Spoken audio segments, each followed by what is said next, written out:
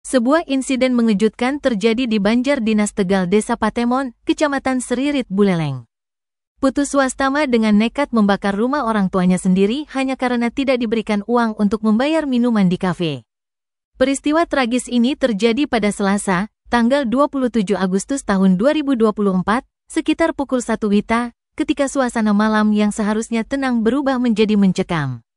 Kebakaran yang melalap rumah berukuran 12 kali 6 meter persegi ini pertama kali disadari oleh pemilik rumah Nyoman Sudika, yang merupakan ayah dari swastama.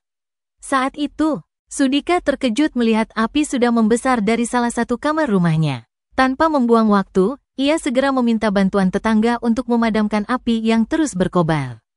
Warga yang panik langsung menghubungi Dinas Pemadam Kebakaran dan Penyelamatan Kabupaten Buleleng.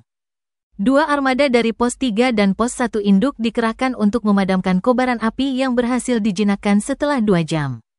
Namun, kerugian material akibat kejadian ini diperkirakan mencapai 150 juta.